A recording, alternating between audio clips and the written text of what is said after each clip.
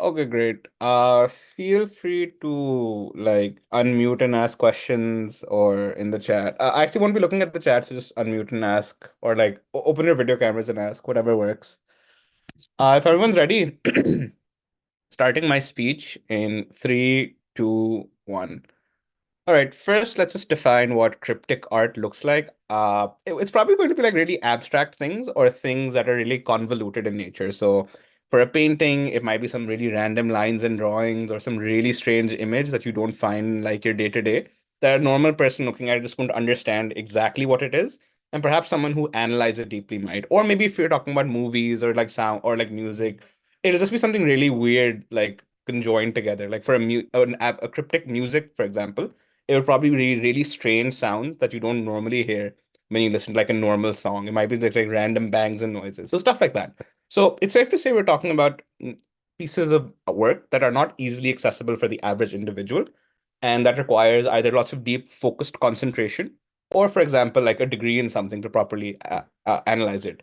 Crucially, though, I want to note that art and media are things that we do consume for leisure. So I'm not going to go watch a show because I want to focus a lot. It's probably because I want to kick back, relax after a difficult day of work. Or I wouldn't want to go to a museum of art to be like, let me like do a 20-page analysis of what I just saw. It's probably to see things that evoke a strong sense of emotion or probably something that like allows me to feel connected to something. I think it's more likely people consume media for those things because these things are not required of us to do, but we do so out of our own volition.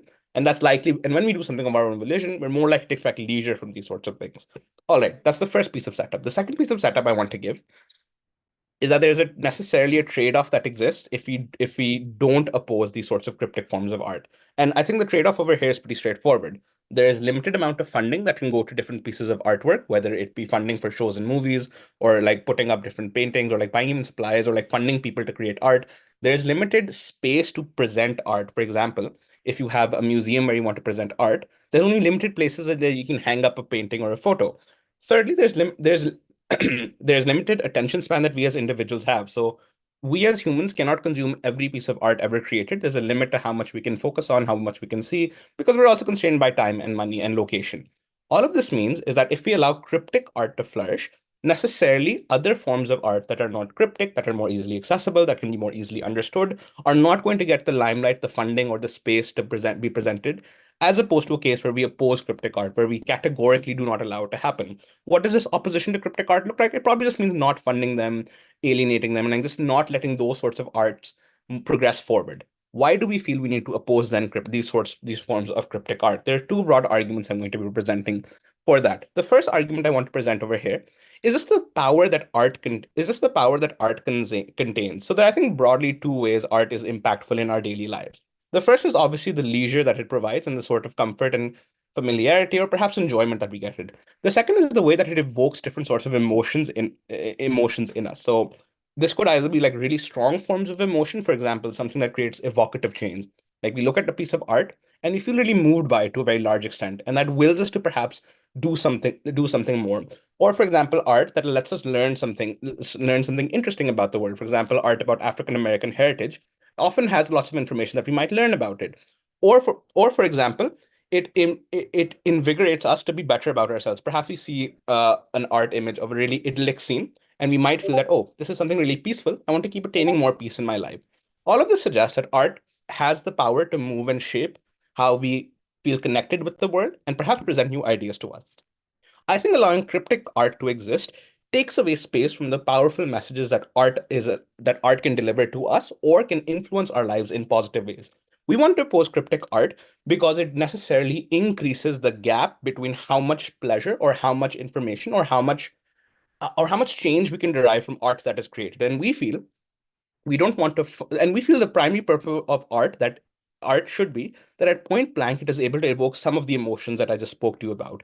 We then feel it is necessary to oppose the sorts of cryptic art that prevent us from immediately doing that or make it far more difficult for us to achieve that, because I feel if you compare perhaps positive emotions, positive influences, or just more peaceful emotions as opposed to more confusing emotions that are more likely to be evoked when you have more cryptic art around, we feel the trade-off. And bear in mind, art doesn't come out of nowhere. It costs money to make that art. that art took space from other forms of art that might not have been so cryptic.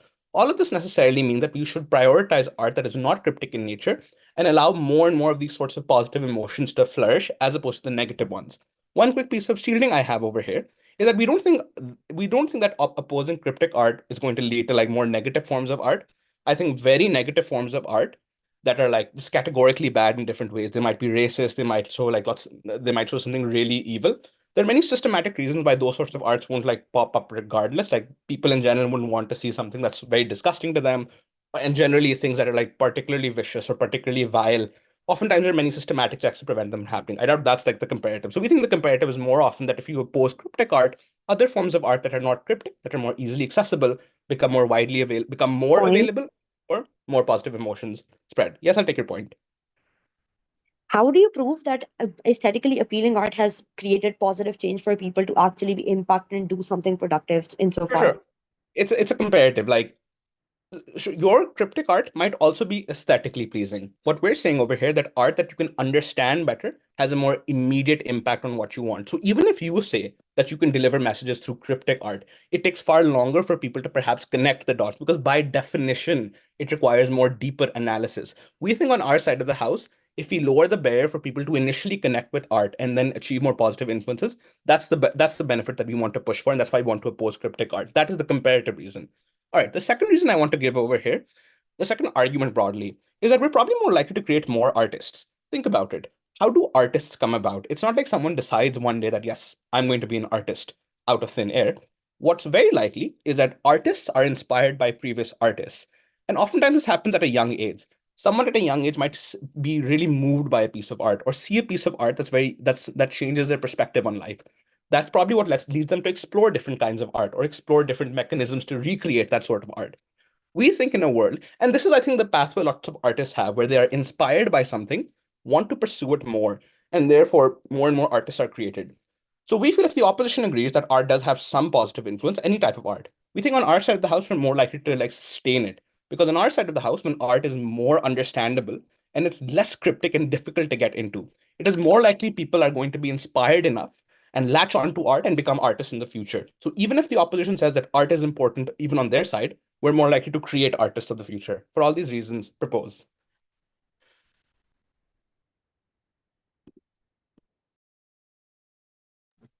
All right, thank you, PM. Please. Hello, am I? Oh. Hello, am I audible and visible? Yes, the both. Okay, great.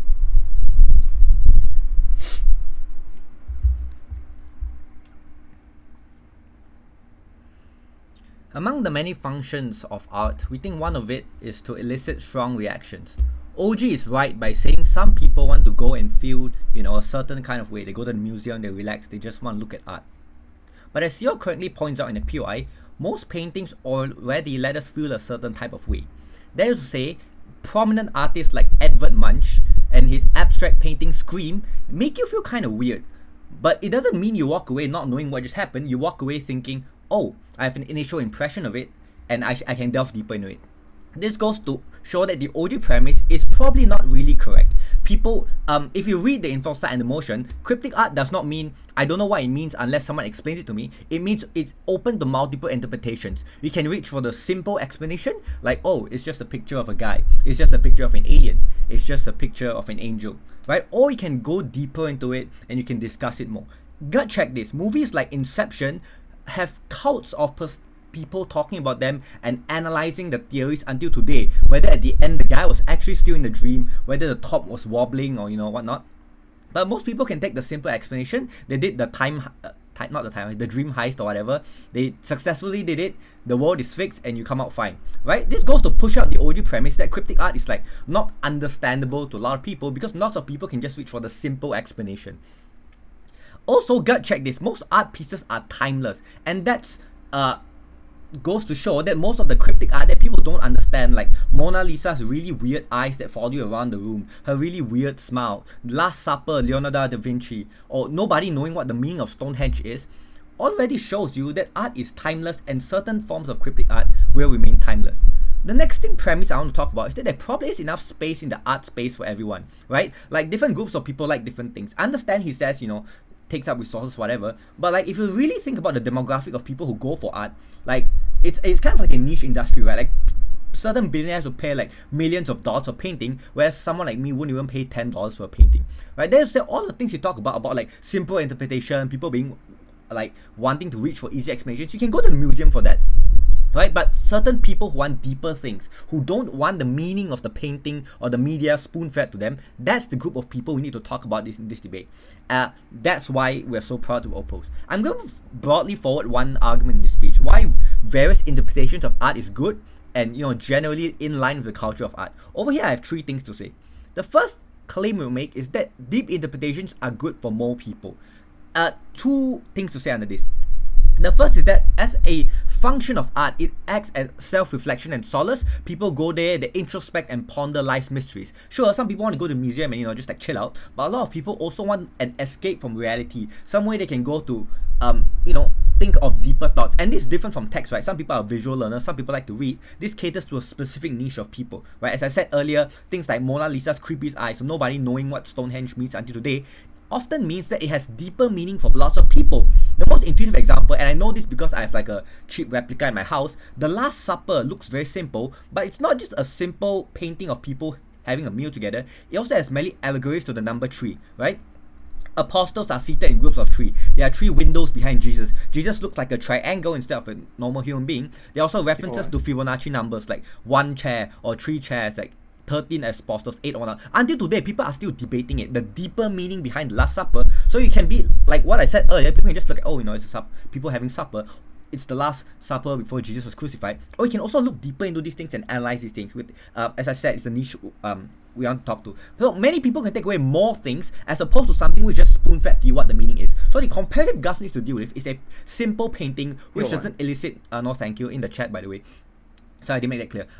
What the painting means to them, and that's why it's deeply meaningful. Because there are certain sects of people who want a deeper meaning from art. Like personally, I'm okay with like a $10 like cactus plant or whatever, but I know people will pay thousands of dollars for like some really abstract colors which probably don't mean anything.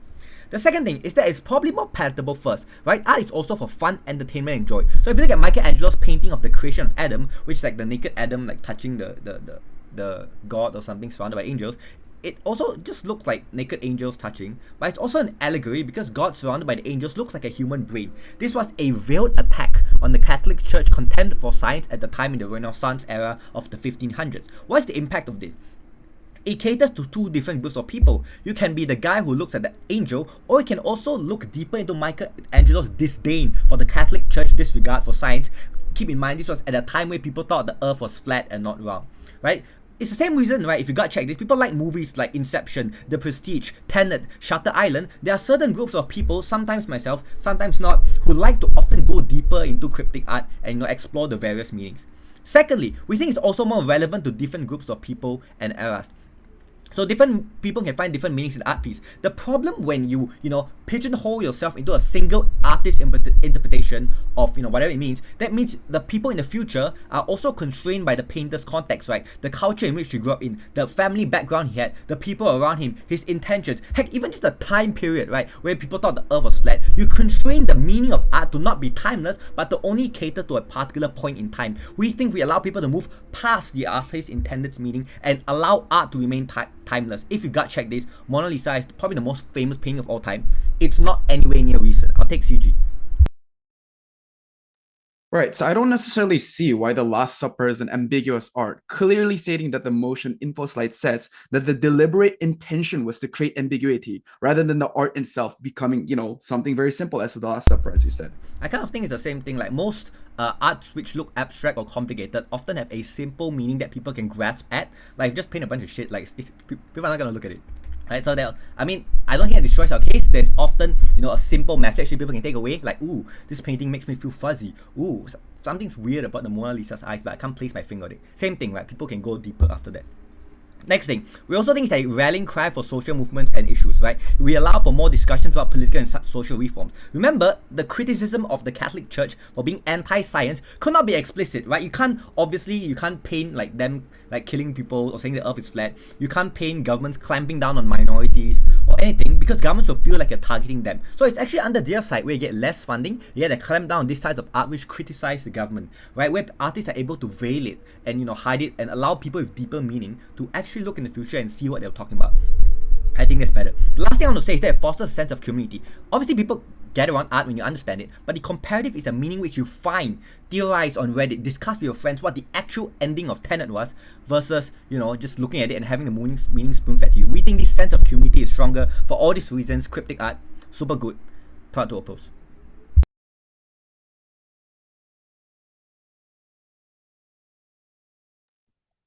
Thank you, LO. DPM, please.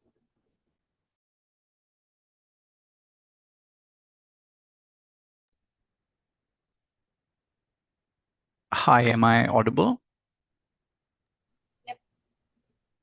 All right, great. POIs in the chat, please. Yeah. I'll be starting my speech in 3, 2, 1.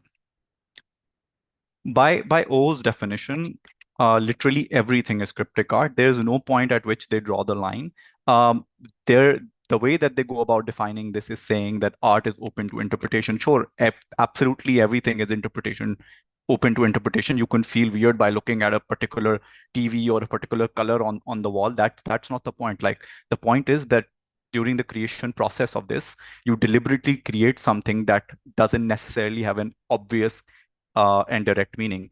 The Mona Lisa itself is very obviously a painting of a woman. You can see that it is a painting of a woman. The Last Supper is a painting of the Last Supper. Sure, you can derive meaning from it, but that's not the point. It's not deliberately created in a way that it's cryptic and difficult to understand.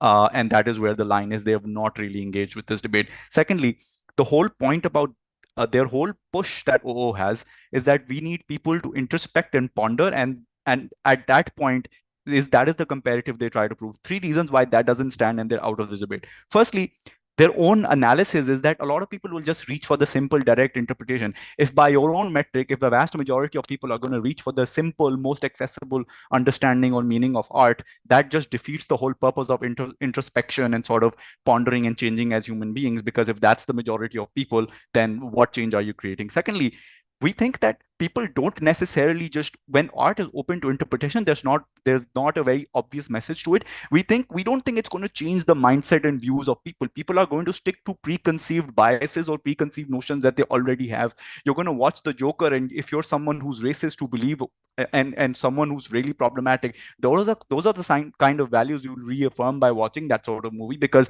you're going to walk into that. Something that is ambiguous, right in the middle, has no particular sort of taking a side, is not going to convince you to change your opinion. That logic doesn't add up. Thirdly, they say that art, some people are visual learners and some people are different kind of learners. This debate is not about the aesthetic value of art. Absolutely anything, like cryptic art and non-cryptic art, everything can have aesthetic value. You can use your mechanisms and the way that you learn to interpret and view art and enjoy it in whatever form that you can. You can enjoy the colors in the Mona Lisa or in the Last Supper or any very obvious sort of movie or whatever is made. Finally, this whole push by OO is that there is this certain niche group of people that really, really want very specific art and really deep and cryptic art. How many people are these? Are these niche group of 4 or 5 people more important than the entire industry of art, the propagation of art, and the kind of change that art happens to create? And that is precisely what I'll argue about in my speech. And that is also what Danyal argued that they did not engage with. So firstly, what kind of art is better for the industry of art so that art can propagate and continue? Firstly, first point, we think that art that is more obvious and very directly interpreted, like something that has a very obvious message or something within which you can follow the method, we think that's easier to replicate. What do I mean by this? It is abstract art or cryptic art that is very difficult to interpret or very deliberately mysterious, maybe like like lines on a piece of paper, or a random like brutalist art like a banana on a wall, those sorts of things, you don't know the kind of method that was used here that made this art popular. But when it's a very obvious movie, when there's a very clear protagonist, when there's a antagonist, or the kind of storyline or the trope that is used, you as an aspiring artist are able to see the method that was used and are able to replicate that in your point of art. So it's easier to replicate, it's easier for you to make more art and more people to make more art. Therefore, the art industry can grow as a whole. Edward Munch. Secondly, we also think that it's easier to understand your consumers. For example, if there's a movie that is really popular, and that's very like not cryptic and very direct and very obvious, you're able to understand why did consumers like or dislike this particular movie or that art.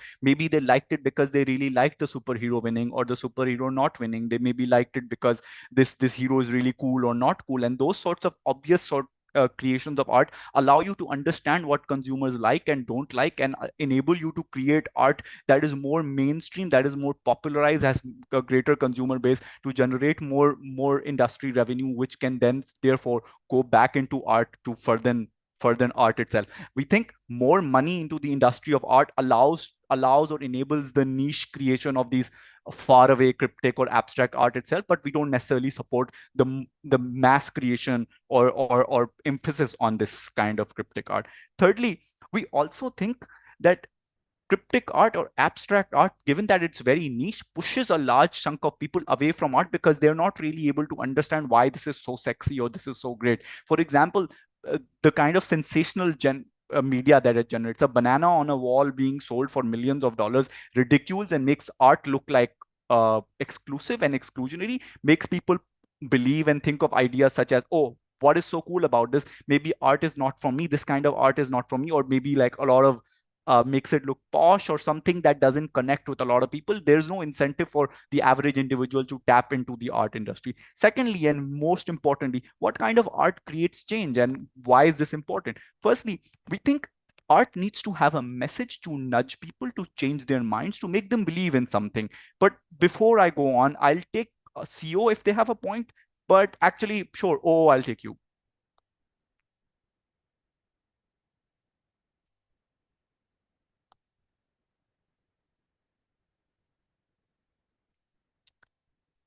Danyal already told you where both types of media can't coexist because one necessarily takes space over the other. But this is not comparative. The fact that art can have multiple interpretations doesn't necessarily mean that there isn't an obvious message or an obvious interpretation that art presents at that point in time, which is precisely the point that I'm making. I think that art needs to have a message, a direct nudge to people to allow them to change their views. We think cryptic art is depoliticized in nature because it stands in the middle to allow people to use their own interpretation. The fact that depoliticized art necessarily looks like nudging or kind of maybe meaning it's something. That's like a model going to a show wearing red and green and black to maybe imply Palestine or not, as opposed to Macklemore making a very, very obvious anthem in support of Palestinian voices. We think art with an obvious message centers people and their struggles and is more political in nature, takes a side and is able to center the voices of the political voices and push forth change, as opposed to cryptic art, which maybe doesn't create change. No argument by the opposition to actually prove that it does. We win this debate.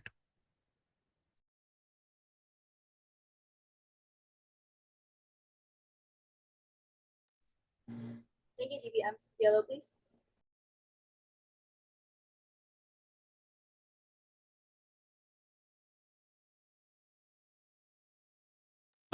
Hi. Am I audible and visible? Yes to both. Cool. I'll start my speech in 3, 2, 1. So it is correct for this team to point out that oftentimes art is consumed for leisure, but leisure isn't only limited to simply aesthetics. Sometimes people find joy in decrypting new laws or finding new clues and interpretation. That's why shows like Gravity Falls or shows that portray very morally grey characters, for example, are very popular. There are other things beyond the aesthetic of the art that will allow for these shows to be like pleasing and also just very engaging for people to want to participate within them and the interpretation. Secondly, on emotion, it is true that this can be strongly evocative. But this OG doesn't explain why the comparative was necessarily peaceful or positive art. Because art might have objective meaning, but you might react negatively to it by, acting like disgusting or anger or sadness, for example. So they don't really prove it comparative. They just say that you feel more peaceful emotion, but it's unsure as to why you actually do feel the emotions that this team asserts that you feel. Secondly, does it take longer? We concede that this is correct, that it takes longer, but by supporting cryptic art to be popular, you encourage communities to spring out regarding the interpretation of cryptic art. So it's not only about having an interpretation, like an accessible interpretation, but the nature of cryptic art is that there's a baseline interpretation. They can further compound on with various other interpretations, with various other different contexts and various other different like personal experiences to yourself, for example. So sure, there might be one or two obvious interpretations, but there's various other interpretations that you can also believe to be correct as well. The fact that it's not as obvious is something that's actually beneficial for individuals to interpret on their own. This OG wants you to shut your brain off and consume media mindlessly. If people want to do that, be my guest. You still have various aesthetically pleasing media that can still access under both sides of the house. This OG is very cheeky because you say, there's a trade-off. But this isn't true. Something can be unpopular right now, but we can still support it because of the value that it might bring to society. So it's a lie that this takes away from things like funding from conventional art or whatever. This trade-off is false because something can be very unpopular right now, but something can be relatively inaccessible, but something that can still support nonetheless.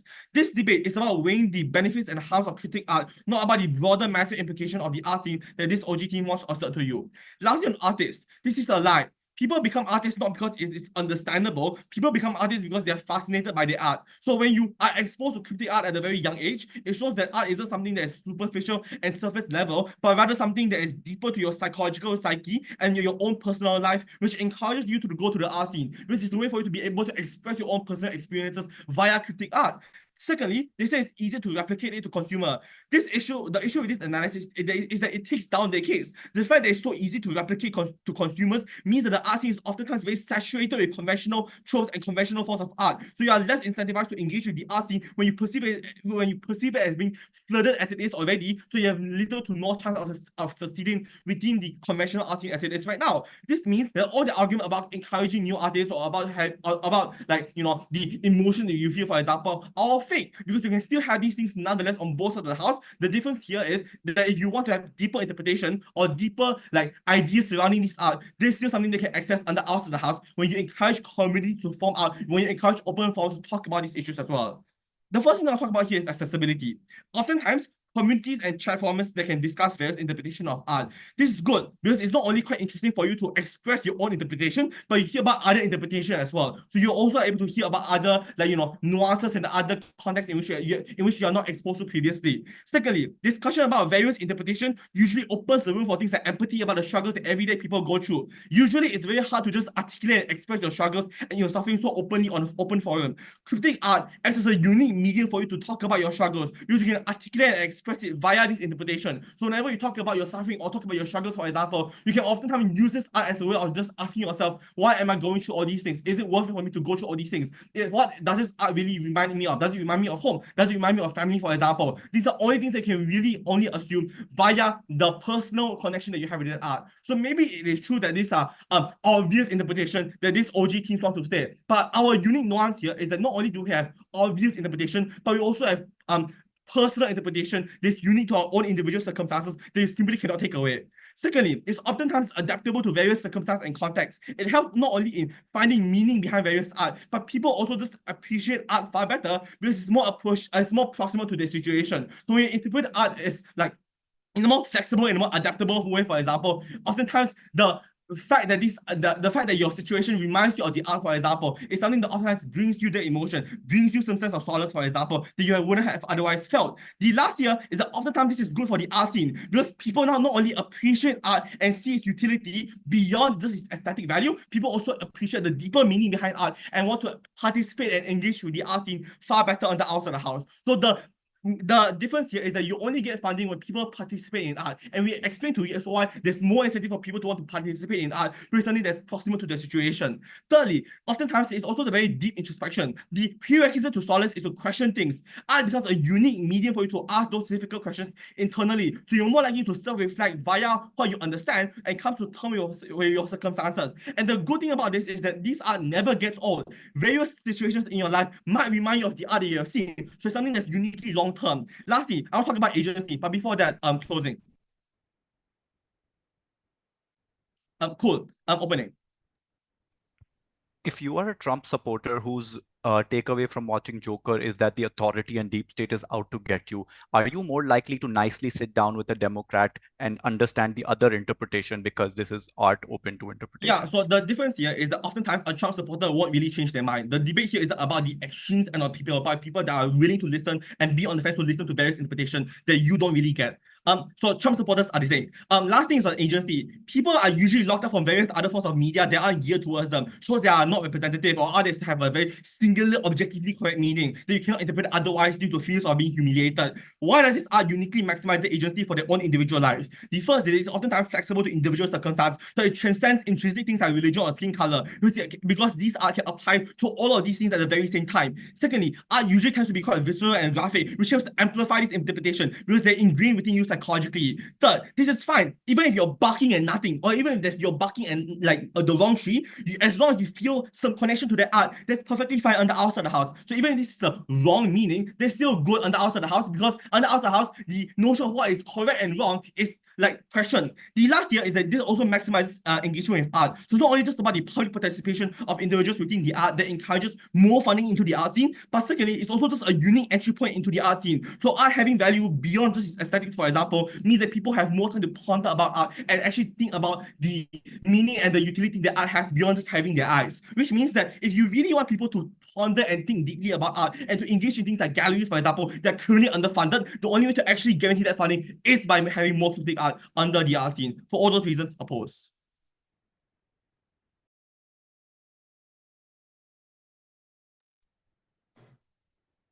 Thank you, Yellow. Member of Gov, please. Hello, I'm audible. Yep. Great. I'll just set my timer and then I'll start.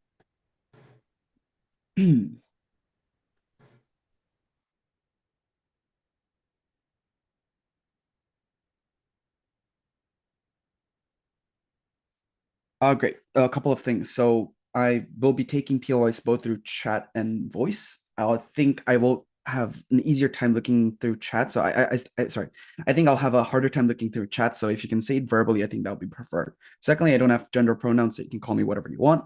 And thirdly, I won't be turning on my camera just in case of network issues. All right, without further ado, I'll start my speech in 3, 2. The general problem I'm having with the opening is it's very unclear what this cryptic art looks like, and second, I don't know where the trade-off happens. Notice how a lot of the arguments that are coming from opening government and opening opposition all relies on the unique pros and cons of what is a cryptic art and what is not a cryptic art. But however, this debate does not revolve around simply the benefits of cryptic art inherently, rather the direct trade-off and the direct loss in what exactly cryptic art will do to other art forms and what kind of narrative creates when cryptic art becomes a preferred form of choice. Now, secondly, there's also a general deadlock between people engaging with art because it's simple and people engaging with art because there's more to talk about. I think the conclusion here is simple. There's probably both types of community, but the easier conclusion is that more and more forms of people generally have an easier time understanding simple art, which means a lot more people are able to access art rather than the simple minority who are able to learn from art and who have the time and pleasure and the privilege to actually look upon art and get in a higher meaning. Now, opposition's counter to this is simply to say, you can enjoy art as a simple form. Even if it's cryptic art, you can just look at the pictures and feel happy. But notice there's a simple amount of, notice the simple rhetoric is that there is a shame that is going to be surrounded by this idea. And secondly, that there's generally a barrier of entry for people to even engage with, meaning that people seem like they're going to waste their time going to a gallery and not understanding shit. This generally means a lot more people are going to be disengaged with the kinds of art that opposition is trying to talk about in the get-go. Now, given that that is the true, given that that is the clarification that is going to come up, what is the simple, I guess 3 pieces of unique extension that is coming from our side. One, we simply get more and better kinds of engagement and better forms of art forms in the first place. One, simply less art and less cryptic art, meaning simpler art in general, usually intends to convey a simple message or one clarified message that the artist directly wants to influence the audience to recognize or wants to tell the audience without ambiguity and with absolute clarity. This usually means that the artist has to take this additional burden to make sure that their art cannot be interpreted in negative forms of of ways, and ways that will harm or undermine other forms of art or even their own like personal history by saying that this person is crazy or whatnot. But secondly, we simply get better engagement because notice the focus on the art simply becomes less about the idea of the art and the message that art is trying to convey. Rather, the discussions are around solving the cryptic and the different kinds of interpretations that people come up with. Most likely, this means that it simply undermines the value of the art in itself, insofar as the artist was trying to convey something that is crucially very important to society. But secondly, it also takes away from the meaning of the art insofar as the artist intended this art to be something that is accessible, but rather has to be something that is gatekept and requires a lot of attention and a lot of time and resource for people to acknowledge in the first place. But now, why is this super highly impactful, right? I think art, it often becomes a reflection on our society and how progression of how humans behave. This crucially means humans engage with one another through art and have advanced ideologies through art, which means the more of these engagements that are happening and the more people engage with these kinds of art with a direct message of this art rather than trying to like solve an art, that is the point in which a lot of the practical benefits of art are actually materialized. Now, 3, why is the community point not necessarily important, but why do we also have community? I think simply put, this directly ties with the funding. Art in its simplest form can also bring in community so long as the art in itself can be appreciated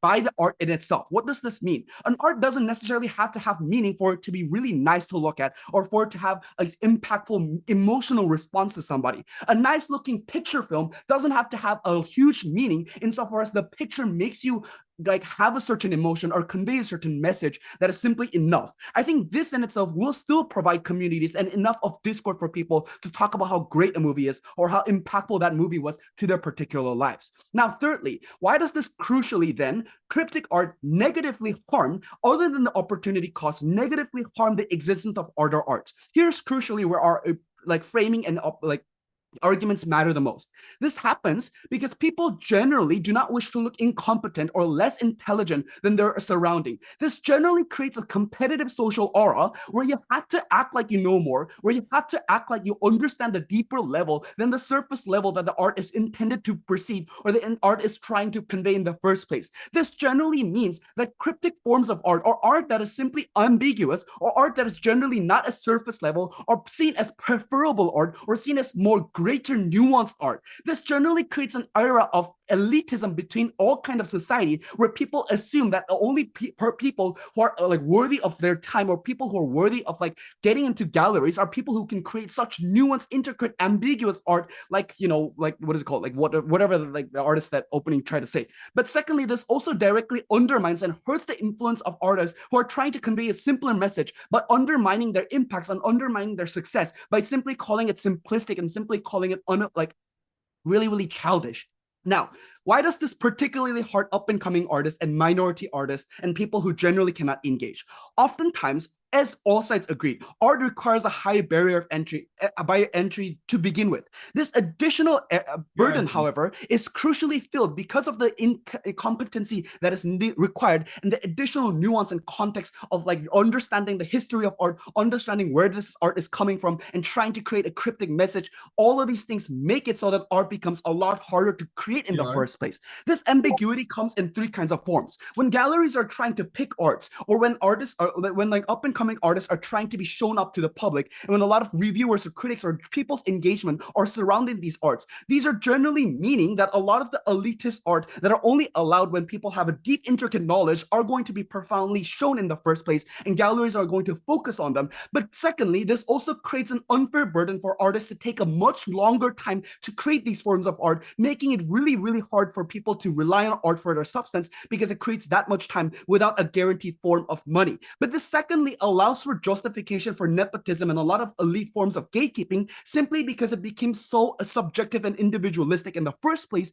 making art very hard to objectify and to say which skill matters more and which art is objectively better than art or other art forms of art, therefore needs to be in this gallery. Therefore, this justification in itself creates this era where people are able to justify not getting minorities inside to galleries or not getting up-and-coming artists into galleries simply because they undermine or determine that their art forms are simply not good enough or not nuanced enough. This, therefore, is the direct trade-off that opposition has to buy, that it often undermines these people and hurts these people. Then crucially, why is this a problem in the status quo? Simply because in the status quo, when we look at Oscars, like films like Parasite getting picked over any other simpler forms of movies, we can perceive and we can visually see that these forms of art are ones that are preferred and ones that are dominant. Therefore, all of these things are simply more important. Thank you.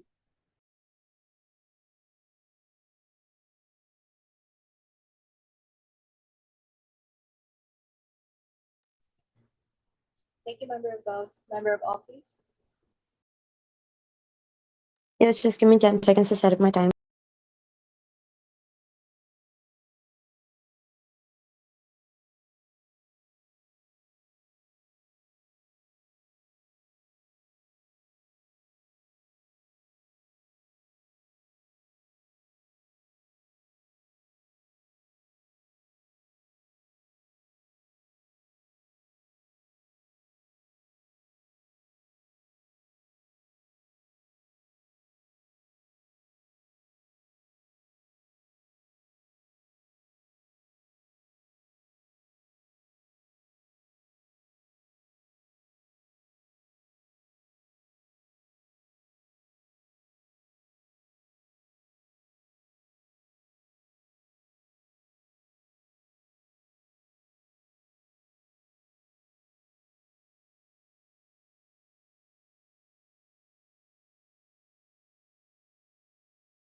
Okay, am I clearly audible? Yes.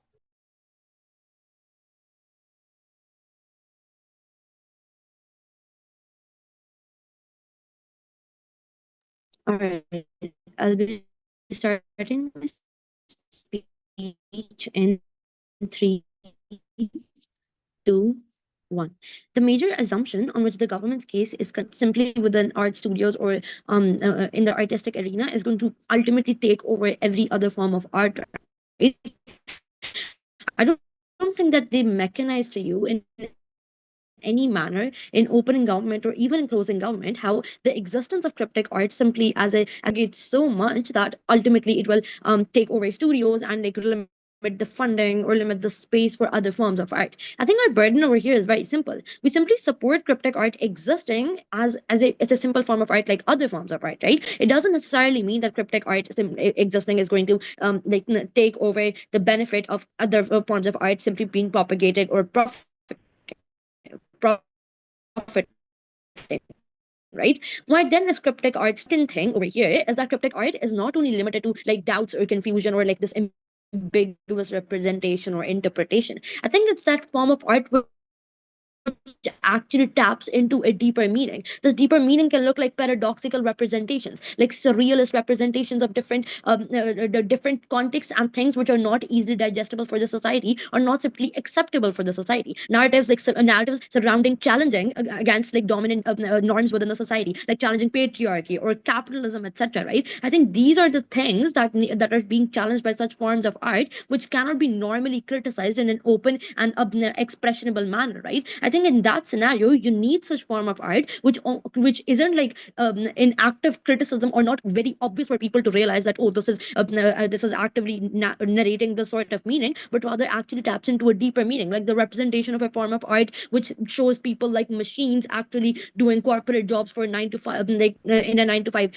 capitalistic world, right? That is the sort of evocative change that is induced through cryptic art, right? Or surrealist representations of questioning the nihilistic views of people or like the absurdist view of the true meaning of life that is depicted through the banana art to begin with, right? I think these are the deeper meanings that are represented by cryptic art. I don't think the government can shy away from the fact that cryptic art actually taps into these meanings, right? Insofar as this cryptic art is narrating such meaningful and existential questions which challenge the entrenched views of society, the normative structures which art is meaningful to begin with, right? But also understand it isn't only limited to like paintings or graphical imaging, etc. It's also expanded towards like music and literature. The literature that was perhaps like introduced by James Joyce, right? I don't think it propagates so much because people have this that even if cryptic arts exist within a minority that talks about and has this talks about this art and has this discourse regarding the meaning of this art, even that minority is creating some significant change because so far this exploration is ranging from a particular time is like ranging in the time span insofar as this literature or this simple art is timeless in a way that it is constantly being explored and interpreted over the spans of time that even today James Joyce is being read in literature and his meaning of literature is being explored further, and this art does not like exhaust in its capacity to induce shock, to induce a certain form of question and reflection within people. It is timeless and it has more greater discourse occurring in our part of the world, right? But coming to their idea of, oh, it will bring very significant pragmatic changes, I don't think so want, right? Because understand, they tell you that, oh, art needs to be very simple, very digestible, very palatable, and aesthetically appealing for people to ultimately like have some affirmative change within the society.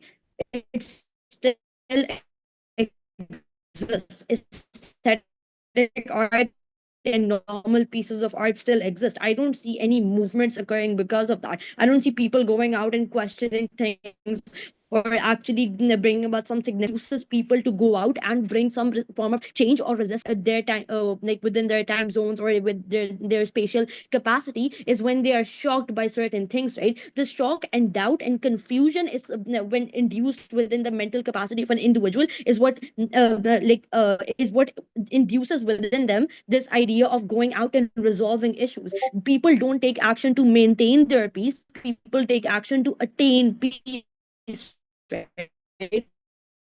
When they're in this when they're in this when they're in this realization of a capacity that, oh, this is something that we need to acquire, right? That feminist art still exists, and you have art that questions these Sorry. capitalist MO. structures, etc., is the form of art that I creates questions within people that, oh, what are we doing so far, and is this even meaningful to begin with, right? But also the idea about art spaces being diluted.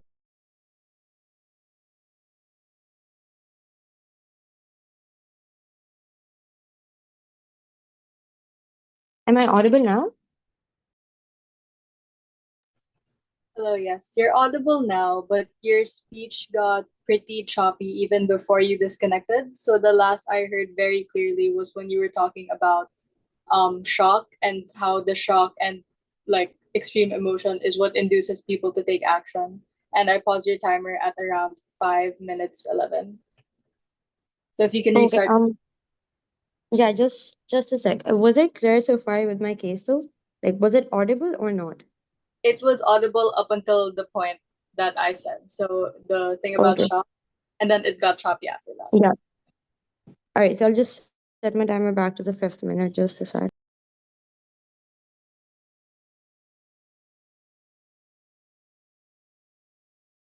Okay. Should I continue? Yep. All right. I'll be continuing in 3, 2, 1. The thing that we clarify to you in our case is that the simple framing of human individuals and their capacity to go out and resist something or simply bring out a change is when they have this internal confusion or questioning the structures within their mind. Insofar as the simple art in the absence of cryptic art existing in their world does not induce that within people, I don't think that you're able to bring out any significant pragmatic change from a group within society which actually demands change, like the minority or marginalized groups. They don't have access to that aesthetically appealing art, or they don't have access to understanding or even questioning the structures, insofar as you don't allow cryptic arts to take place within this like society, right? But the idea of what, oh, minority people can't get access to studios or or artistic spaces, right? I don't think they still have any access to such places in and of itself, right? The only form of art that they can generate is through hidden meanings or subjective interpretations, right? And even if even if subjective interpretations they tell you are so bad, I think subjective interpretations are good for people, because at least you get that resonance, at least you get this agency of realizing your own capacity of understanding some form of art, some form of literature, and some sort of like internal reflection within a particular piece of art, like from your own perspective of experiences, right? The opening quantifies to you that, oh, you have this escapist and cathartic mechanism from this art, but they never really mechanize to you how that is going to happen, right? This individual, like the agency that you feel when you accept a form of art or simply realize its meaning through your own intuition, is something that makes you feel that, oh, I understand this art, I resonate with it in this particular manner, right? And this subjective interpretation is not like appreciated in their world, because the simple form of aesthetically appealing art that you create is only insofar as digestible because it's being bought by this rich capitalist elitists, and they can only like have it, right? This mysterious, ambiguous, and deep interpretative art is something that roots into the like communities that cannot express freely express their views within the society, right? Insofar as that exists, I think the agency that you're providing to these marginalized groups and to these minorities is something that we credit in our part of the world, right? And lastly, since we're benefiting the most vulnerable minority in our part of the world, we take away all the rest of the benches. Thank you.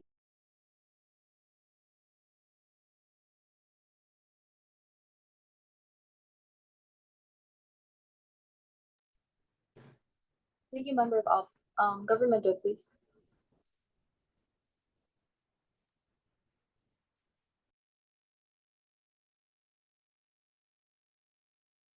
Hello? Am I lagging just in case? That'd be fine. Okay, great.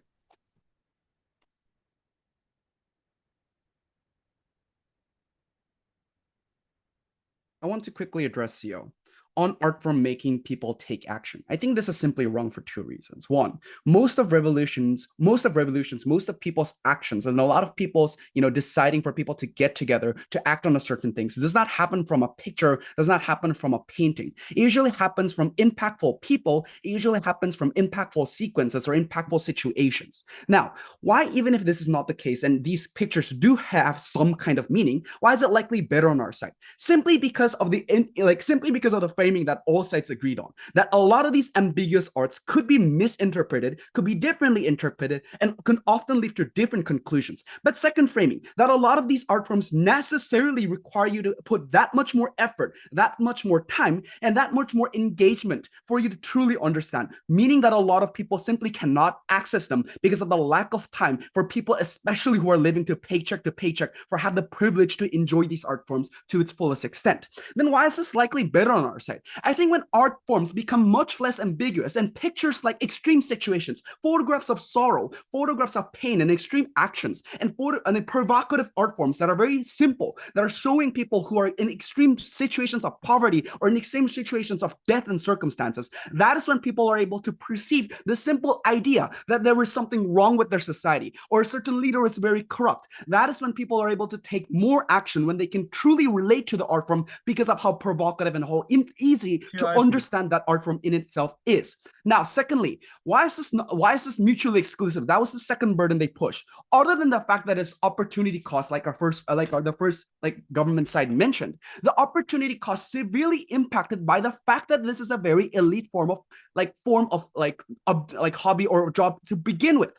A lot of the art is dominated and controlled by the elite. The simple idea for this is that a lot of the galleries that we can currently see, a lot of the Oscar establishments or the reviewers or the critics are often very privileged people from very privileged backgrounds. Why is this the case? Like, think about classical music, how they require so much more money and so much more time and money for you to invest in for inconclusive return on your investment, making it often very a privileged job to have in the medieval times, but also even in our current society, where becoming an artist is often seen as like throwing your career away because you have money and are able to support yourself, or people who are going to become artists are usually dying because they are barely able to scrape by. This often means that people who truly find success are very, very unique in their own they're from underprivileged backgrounds. They're one of the very, very few. But a lot of the times, these people who are able to become such large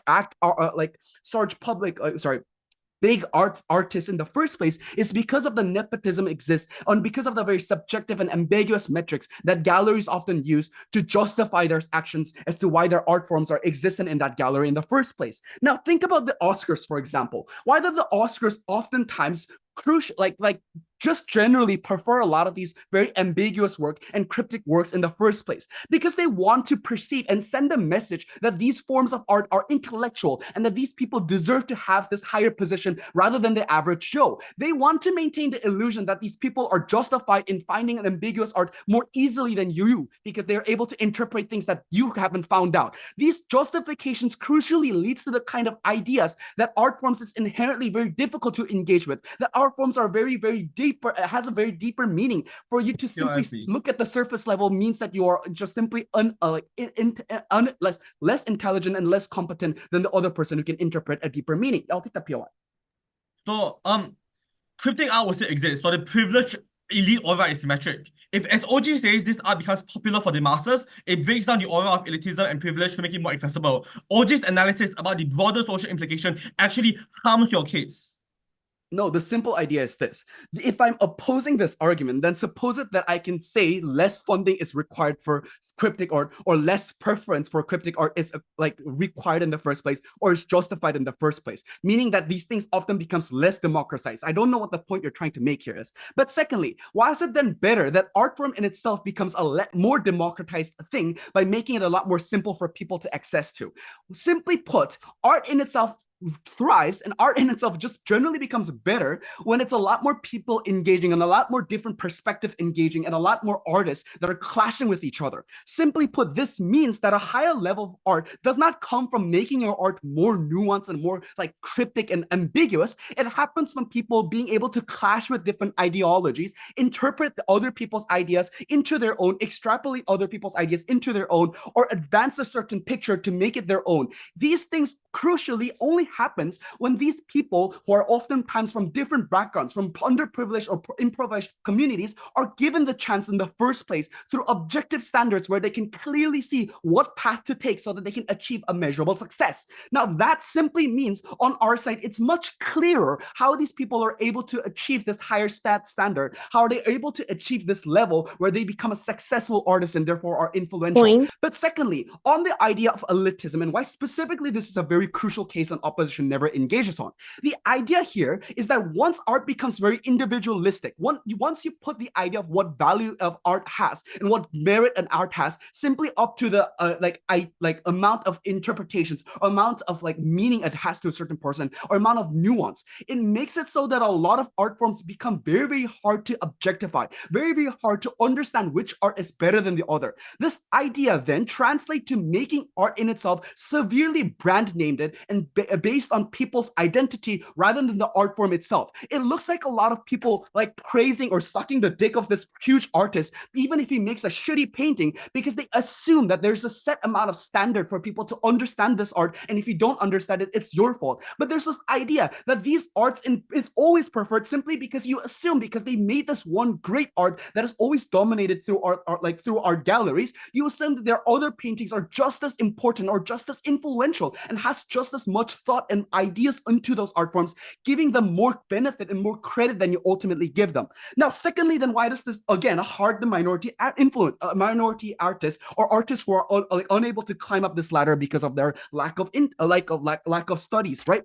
This simply means that these people, because of the lack of brand name, or lack of ability to access these channels where people are able to oh, look at this artist who are such that much more competent or just as competent as others artists, and these channels are not given to these people, it's very hard and it's very like nearly impossible for these people to find a level of success or to the degree of success that other artists are able to find simply because that have higher like friends in higher places. This crucially means, especially in social media or in just in general public discourse, art forms that are more elitist, art form that has a brand name, art form that has an identity tied to them simply gets preferred, and those things get a focus that a lot of the other artists that are just as competent and just as important are not getting. And for all of these reasons, very proud to propose.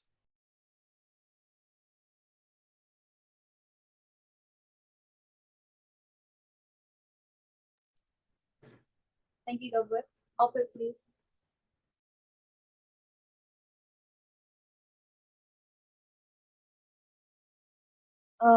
Okay, am I clearly audible? Yes. Okay, just give me a few seconds to set my timer.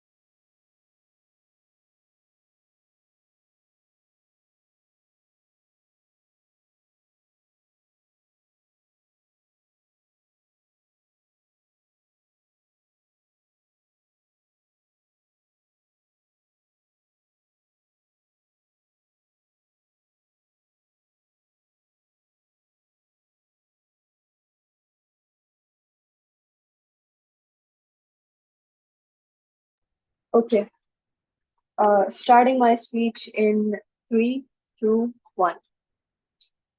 As the whip speaker for this match, before I move on to doing my role fulfillment, the very first thing that I would quantify to the panel is a clash, right? The clash of having access to galleries. Now, what CG comes up here and tells us about this clash is that cryptic art or niche art in and of itself is an elitist sport because it is the only because elite individuals are the only ones who have access to these galleries, right? I think the very first thing that needs to be understood here, and that has been weighed by our first speaker, is that if these elite individuals are the ones who are the only strata to have access to these galleries, then what this means is that when the artist makes cryptic art that critiques capitalism, then what they are essentially engaging with is impacting the consciousness of that specific strata of society, right? And this goes in line with the idea of backlash, right? That if this artist openly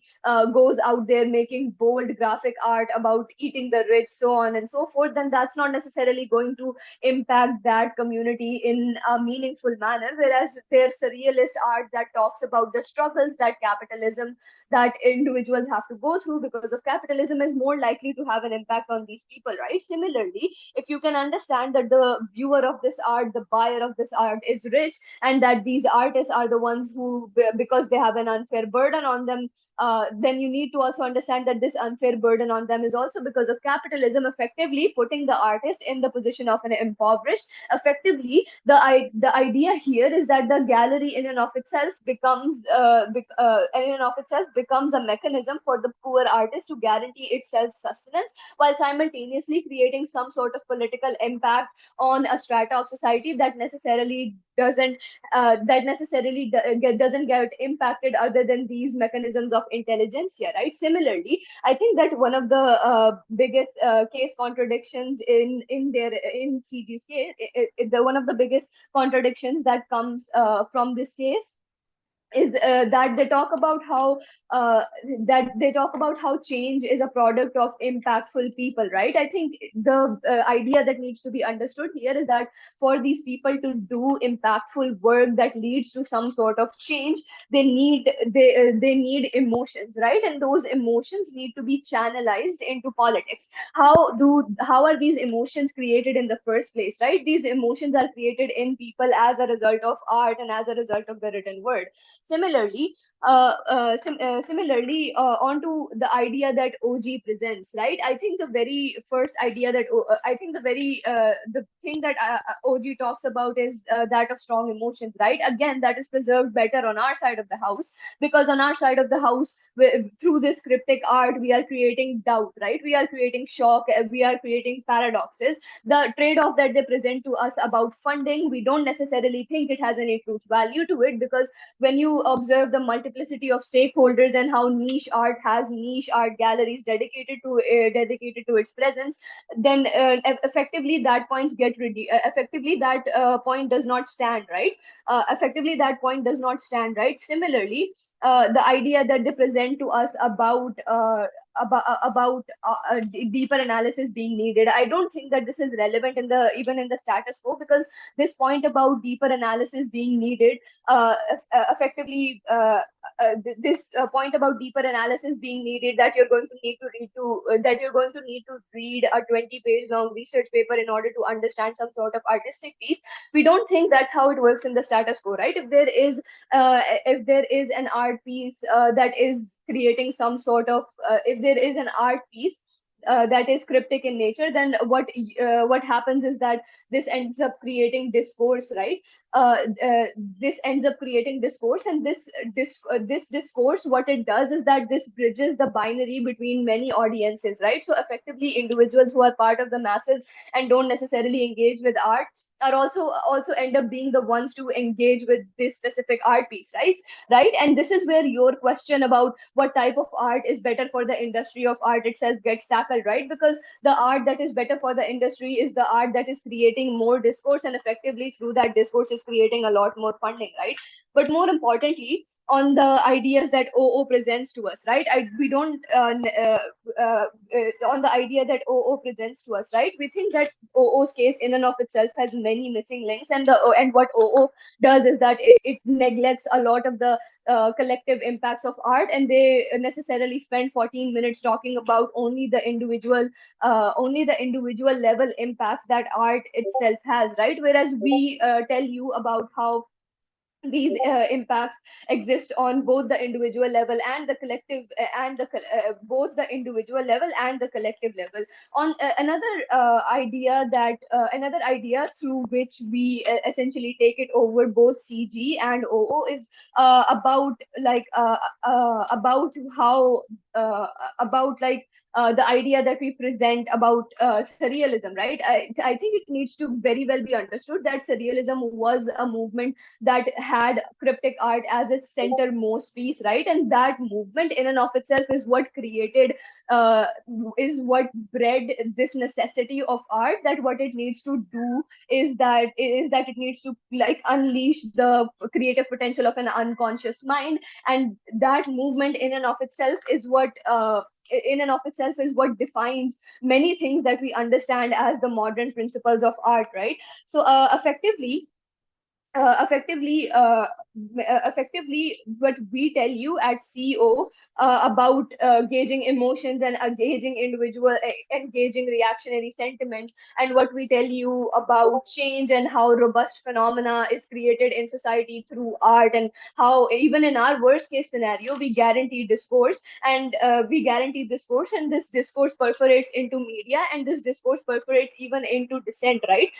Whereas in our best case scenario, what we lead to is like robust societal phenomena where there is either a movement of art, or where there is either like some robust social movement that takes inspiration from these artistic purposes. Similarly, on our side of the house, we tell you how we are benefiting a minority, how we are guaranteeing an artist's sustenance, while simultaneously targeting a strata of society that towards social change that otherwise cannot really be moved, right? Similarly, we win this debate on the ideas of backlash that my first speaker has quantified to you. We win this debate on like impacts on community, and how also even in our framing we don't necessarily run on assumptions, and we hit the spirit of the motion when we take into account all of these media forms, right? Effectively, the things that we tell you on our side of the house stand on a temporal plane, right? We are achieving long-term impact, right? That not only is going to create some sort of change or social phenomena in the present status quo, but also many years down the line as well, right? This is through all of these reasons we quantify to you how we win at like the long diagonal, and how we are the only bench that addresses the spirit of the motion in this debate, right? So for all of these reasons, we believe CO takes the debate.